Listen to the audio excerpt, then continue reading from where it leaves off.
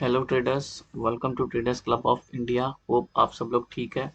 तो कल का मार्केट एनालिसिस करते हैं। कल है 12 अप्रैल।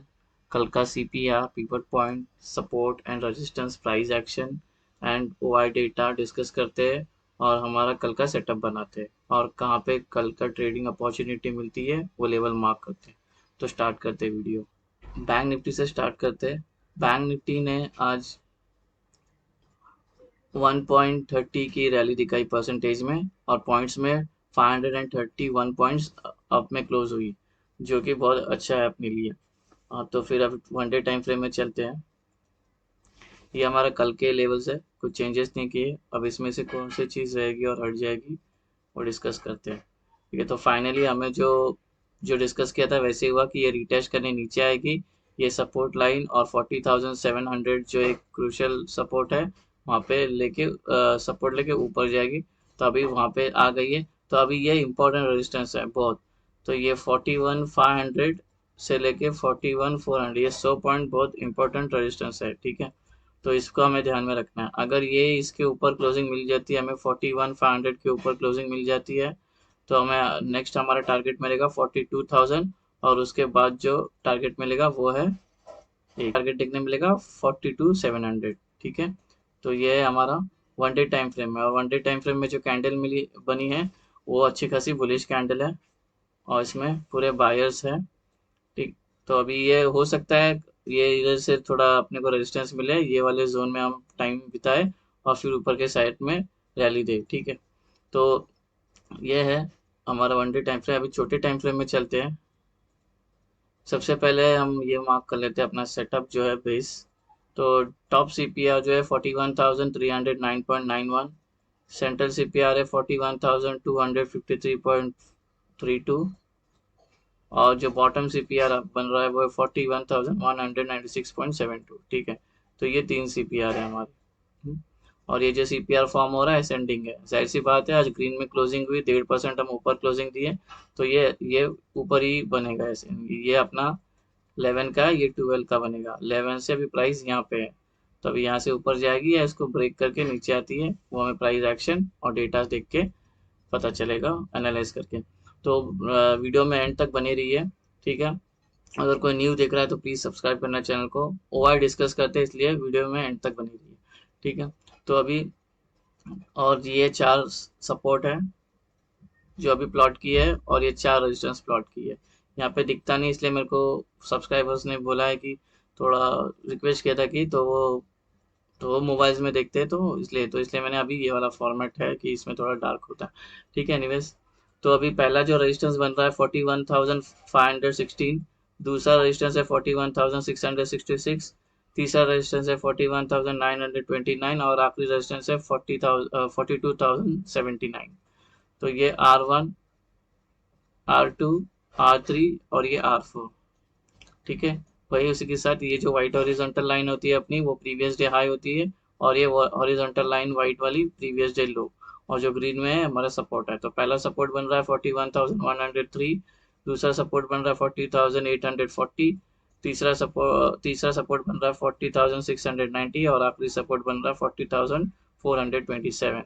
तो ये S1, S2, S3 and S4।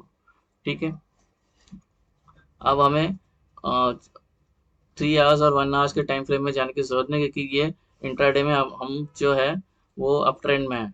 और ओवरऑल तो हमें अब ओवरऑल देखो, जब तक ये ब्रेक नहीं होता है हमारा, ये 42,700, जब तक हम अप ट्रेंड में नहीं आएंगे तो हमारा प्राइमरी ट्रेंड हमारा बियरिश है और इंट्राडे में हम बुलिश है। ठीक है, तो डायरेक्ट हम 5 मिनट्स में आते हैं। तो ये हमारे ये एक सपोर्ट है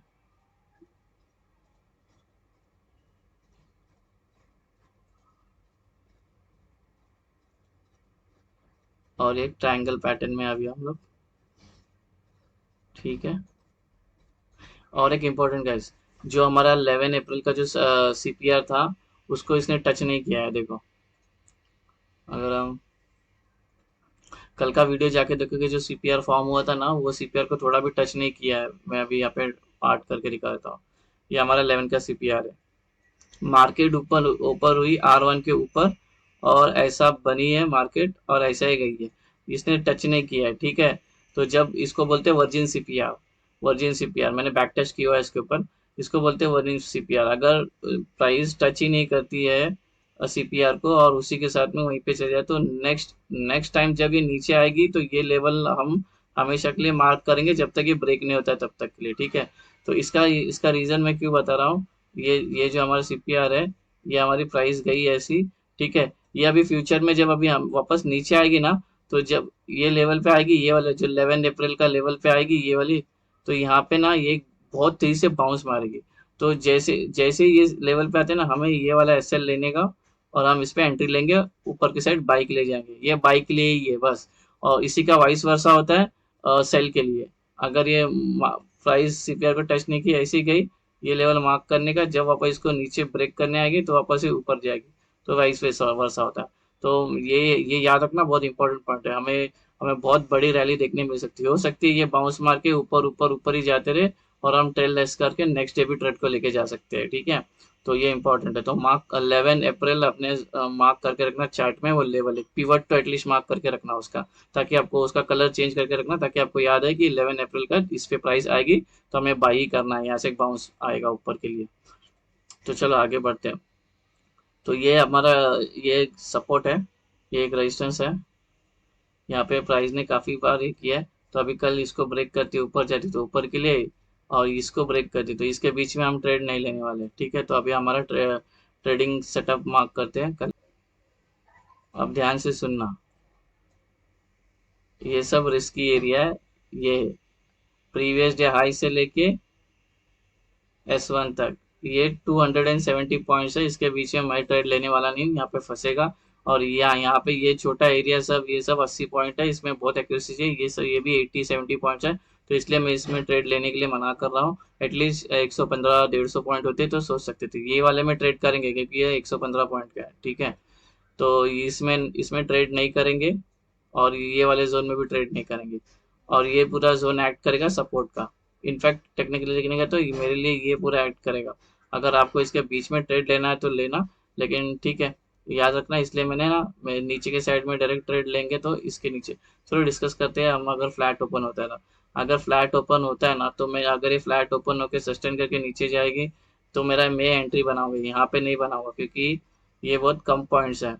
इसके बीच में तो ट्रेड लेते ही नहीं है। अगर ये इसको ब्रेक किया तो मैं डायरेक्ट यहाँ पे एंट्री लेने वाला हूँ, ये वाला एंट्री नहीं लेने वाला है, बहुत कम पॉइंट्स है, इसमें एसएल भी कट सकता है, इसलिए मैं नहीं लूंगा, ठीक है। अगर फ्लैट ओपन होके ऊपर की साइड में गई, हाँ डायरेक्ट ऊपर गई, तो ये ट्रेड हमारा काम नहीं करेगा। सस्टेन होके यहाँ पे सस्टेन होके ऊपर जाएगी, तभी ये ट्रेड लेंगे। और पहला टारगेट ये होगा और दूसरा टारगेट ये होगा, ठीक है। और पहला टारगेट अचीव हो जाता है और फिर प्राइस यहाँ से घूम जाती है, फिर हमारा ये ट्रेड एक्टिवेट होगा नीचे के लिए, ठीक है। नीचे के लिए अगर इधर से ही ऊपर ही जा रही है, तो ट्रेल एसएल करना, या तो नया कोई है, नया ट्रेडर, उसको एंट्री करना है, तो यहाँ पे सेफ ट्रेड एंट्री कर सकती है। अब बात करते हैं gap up. Gap up open होती है सपोज R1 के ऊपर, तो थोड़ा प्राइस एक्शन फॉलो करेंगे, मार्केट को थोड़ा सस्टेन होने देंगे, ठीक है। तो यहाँ पे थोड़ा टाइम बिता के अगर नीचे जाएगी, तो ये वाला नीचे के लिए ये ट्रेड का ये एरो एक्टिवेट हो जाएगा, हाँ। और पहला ये टारगेट करेंगे, और ये भी ब्रेक करता है तो ये टारगेट करेंगे। मुझे ये अगर ये नीचे जाएगी ना, तो पक्का ये दो टारगेट देगी, ठीक है। वो सीपीआर अपने तरफ उसको खींचेगा ही। हम्म। तो ये याद रखना। अगर गैप गैप अप होकर सस्टेन करके ऊपर जा रही है, तो ये ट्रेड लेंगे, ये टारगेट के लिए। अब गैप डाउन की बात करते हैं। अगर गैप डाउन होता है सीपीआर के इधर या यहीं कहीं पे, तो हमें थोड़ा प्राइस को सस्टेन होने देना। सस्टेन होने के बाद जो नीचे ब्रेक करेगा तो नीचे के लिए, अगर ये यहाँ से ऊपर जाएगी, तो ये वाला ट्रेड लेंगे। लेकिन ये वही, यहाँ पे 70 पॉइंट है, इसमें बहुत एक्यूरेसी चाहिए, तो मैं तो नहीं लूंगा ये वाला ट्रेड। मैं डायरेक्ट अगर एंट्री करूंगा तो ये वाला गैप डाउन होने के बाद ये ऊपर जाएगी, ये ब्रेक करेगी, तभी मैं लूंगा। तो मेरे लिए ये वाला जोन है, देखो मैं अभी भी मार्क कर रहा हूँ, ये वाला पूरा जोन मेरे लिए है NTZ, NTZ, non trading zone है मेरे लिए, ठीक है, ये वाला एरिया। तो होप सो ये आपको समझ में आया। तो अभी हम चलते हैं OI। ओ आई ये टेक्निक ये क्लियर कट दिख रहा है हमारा, ये पूरा डेटा बुलिश है। यहाँ पे तो सब छोड़ के चले गए, सब लोग ने छोड़ के गए, in fact out of the money भी ये लोग ट्रैप हो गए, ये लोग सब ट्रैप होकर चले गए। तो ये दोनों को कंपेयर करें तो पुट राइटर स्ट्रांग है, पुट राइटर जो जिसका व्यू होता है बुलिश, और कॉल राइटर वो जिसका व्यू होता है बेयरिश। ठीक है। और आउट ऑफ द मनी में यहाँ पे 22 लाख, 22 लाख, 18 लाख, यहाँ पे 5 लाख -7, ये तो भाग गए। 3 लाख, 5 लाख, 7 लाख बहुत कम कम है, तो मतलब नहीं है। तो ये दोनों को कंपेयर करें तो यहाँ पे भी पुट राइटर स्ट्रांग है, बुल स्ट्रांग है। हाँ, और जो अपना पीसीआर निकल के आ रहा है वो 1.2 का है, मतलब ये अच्छा खासा बुलिश डेटा है। और अगर 1.5 के ऊपर, 1.5 या 1.6 के ऊपर चले गया तो वहां से एक रिवर्सल आ सकती है, या एक करेक्शन आ सकता है नीचे की साइड में। ठीक है, तो याद रखना ये बात। और जो हमारा हर्डल बनेगा, ये इमीडिएट हर्डल है 41 300 की, डायरेक्ट 22 लाख है। ठीक है, और यहाँ पे तो कुछ है ही नहीं। और इन लोगों का डायरेक्ट डायरेक्ट इमीडिएट इमीडिएट नहीं, सपोर्ट जो है वो डायरेक्ट 41 300 है, और रेजिस्टेंस जो आ रहा है ये तो इसको ये तो ज़्यादा है, ये भी ज़्यादा ही है, ये भी ज़्यादा है। तो जो हमारा सपोर्ट आ रहा है वो है 41 800। 40 इधर 7 लाख है पर 74,000 है, तो हमें 41 800 थोड़ा दिक्कत देगी ऊपर जाने के लिए। तो चार्ट पे चलते हैं और मार्क करते हैं। नीचे साइड में इमीडिएट सपोर्ट है 41 300 का, तो ये हमें दिक्कत देगी। यहाँ पे 22 लाख है, इवन 41 200 पे भी 22 लाख है। ठीक है, तो ये अगर प्राइस जाएगी तो मैं इसलिए मैं बोला ये सब रगड़ा जोन है, इस पे ट्रेड लेके फायदा नहीं है। ठीक है, फंस जाएंगे हम लोग। और ऊपर के साइड अगर निकली तो हमें डायरेक्ट थोड़ा दिक्कत देगी, 41 800 हर्डल है। ठीक है, तो यही हमारा सेटअप है, थोड़ा थोड़ा लॉजिकल प्राइस एक्शन समझ के ट्रेड लेना।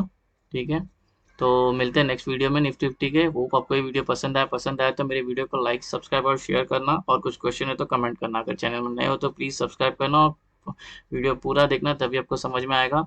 और मिलते हैं नेक्स्ट वीडियो में, तब तक के लिए thank you very much for watching and happy trading day guys, bye bye.